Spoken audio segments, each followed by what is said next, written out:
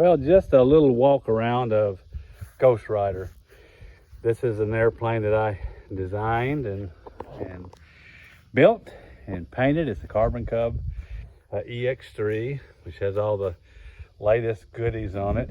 You can see here, this is lightning, and the lightning is coming down out of the storm. The black dark storm is coming down, and the last cowboy here is catching it like a rope. And all this is all airbrushed in, all 100% by hand. It took many hours and days to do this work. I did most of the painting of the airplane, but I hired a local airbrushed artist, Greg Tudor, which is kind of a famous guy around for doing a lot of the fancy cars and stuff. And we did the rest of the airplane. It has, I'll just walk around here right quickly and you can kind of see the design. As the storm clouds are here, the storm dissipates as you go forward on the plane, where we'll have, you know, the kind of a lightning bolt stripes coming out of the storm going forward. This is all painted. There's no vinyl on this. This is all actually painted. And this is Ghost Rider in the sky, of course. And of course, that's from a famous song that a lot of guys have done. You know, Willie Nelson was kind of big on it, and the Highwaymen, and Chris Christopherson, Marty Stewart, and all those boys. Got 31-inch Alaska bush wheels on it. Of course, we got the red-eyed steers like that's in the song that's so famous. Ghost Riders in the sky. We got the best shocks that there are made. The Black Ops, Acme Black Ops shocks on here. Makes it like landing on a pile of butter. It's so smooth. Go back up through here, you can see the wing design. The leading edge is black, and we've got some stuff coming out of the sides. It's the same on the exact same on the top down through here. Like I said, it is the EX3.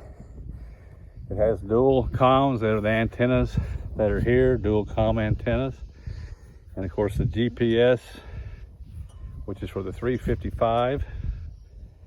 We do have extended baggage area here. So we've got the normal baggage area behind the front seat, which you can carry 100 pounds. We've got an extra 60 back here. If I had my screwdriver handy, I would open that up, but we'll see it from here that it is carpet. I do have the CubCrafters standard carpet, which are on the side walls and the floor back there, and extra hooks for cargo. Here you can see as we open the door and bring it down, we kind of put a cool saying. That's actually the beginning of the song right there. We'll hook that up. Red-eyed steers, of course, again. And then, of course, that's the way the song starts out. An old cowpoke went riding out one dark and windy day. Ghost Riders in the sky. We do have stainless steel brakes. These are the heavy-duty Grove 3.75-inch brakes that are on here, which are ample, plenty enough for these 31-inch bush wheels. I've used Behringer's before, and I think they're a waste of money. I can stop this thing and flip it over on its nose just as fast as the Behringer ones can. So I've never done that, but I know it will.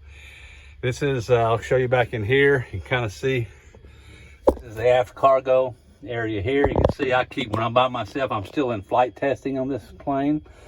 When I'm by myself, I put some extra weight, so I got a case of oil back there. And you can see the panels. This carpet that's back all lined all the way up behind the back seat is Velcroed in, so it can very quickly be removed. If you throw a moose back there, you can pull the carpet out and clean it quite easily. Rear seat, of course, here we've got the sling seat holder, and above it we have the remote audio panel and an extra comm radio back here. So it's remote. We've got a lot of instruments in here, so this is a remote location for the comm and the audio panel. Got a couple of hooks for your headset hooks. We also have the Bose brain holders, we call them.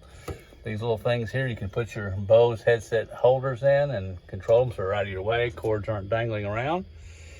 And you can see the interior of this one. I do have the rear Organero seats back here. They just Velcro down, pull them up, get you up, and it's a very comfortable cushioned seat.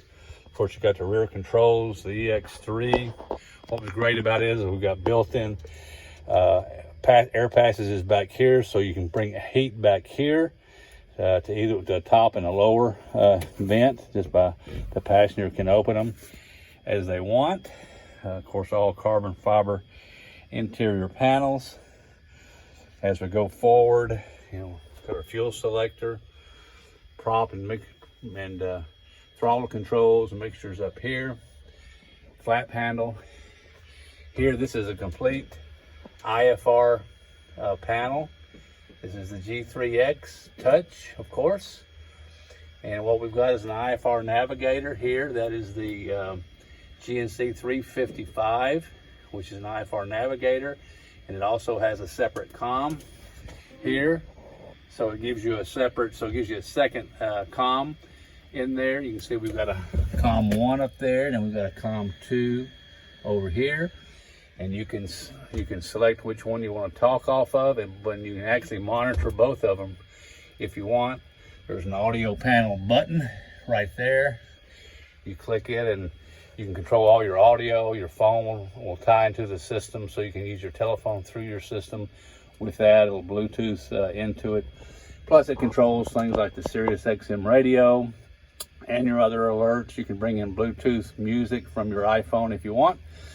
It's all Bluetooth also as well from the 345 transponder, the GTX 345 transponder, which is the best transponder I think there is. It's got ADSB in and out. Of course, it's giving you your traffic here, and of course over on your 355 too. You can navigate either from your internal G3X, or you can use your external navigator just by selecting it by touching there. It also has the G5. That's a complete standalone backup system, so it stands alone and does everything, yet it's still all tied into the autopilot, the G3X, and all the other systems as long as they're working. If they go out, then the G5 is completely stand alone.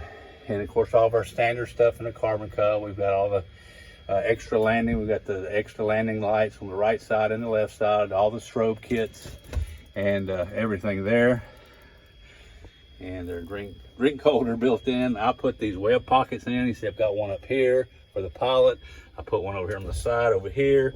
And there's actually one here for the passenger too. So you got a passenger one here, a passenger or pilot one there that you can use for your rear seats. Of course, if you probably know, the sling seat just disconnects quickly with these clips right here. You just unclip this, and then you can take this bar out right here. It just slides in. You can take the seat, you can turn it up, put it right into that. That's a sling seat holder. You can push it right up in there, and it's out of the way. Then you'll have all this area for cargo in there. This is where you can hold your documents. It's actually a map pocket.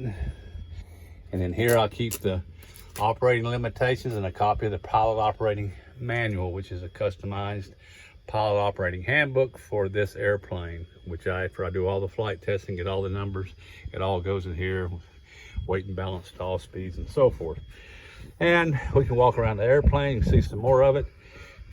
Here again, you can see some of the detail work that's in here. It goes across the top. It's all painstakingly airbrushed in. The Lightning itself took 7 different layers of airbrushing, a layer of chalk, just laying them out, then a light white, then you see the blue that's mixed into it, then more white, and so forth.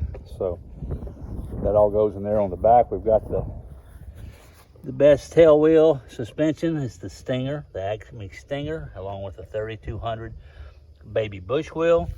That's great for if you're going to get in any sand and stuff like that. We do a lot of gravel bar flying around here. I'm just a mile from the river right there, my airstrip here. And walk around. I'll just turn the avionics off right quick, like that. And then once again, you can see kind of some of the detail work here. If you look down this way, Ghost Rider in the sky. Of course, it's got the Hartzell Trailblazer prop, 83 inch. And it is a constant speed. There's the governor right there, you can see. This thing runs so beautifully smooth. It's a great engine. This one's done by Lycoming. It's the Carbon Cub 363i, like I say, fuel injected. And man, it's just, this thing is tuned right. It just runs. The temperatures on breaking this thing in, it's got like 2.5 hours on. The temperatures are just straight across at like 350. It's just amazing what those guys have done with this engine. It's just a joy to fly, easy to start, hot or cold. And in outside temperature gauge is there, probe rather. And it does have the angle of attack pitot. You see you got 2 holes here. One's for the angle of attack, one's the pitot for the airspeed, where it calculates by the computer where your stall speeds are. And old-timey stall speed. You see the wing art again. It's on here. You see the side of the airplane through here. I do not cover the gear legs.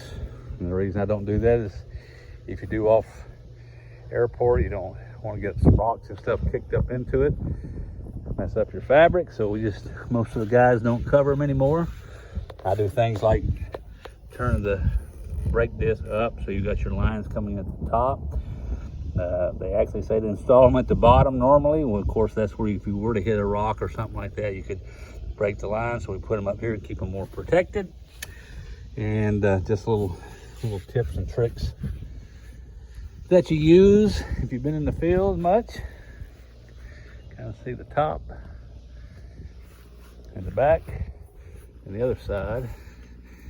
Then across here. Kind of see the wing tip there. So that's pretty much it. That's Ghost Rider, a one-of-a-kind airplane. It took a lot of work to get done, but it turned out to me to be the best airplane ever.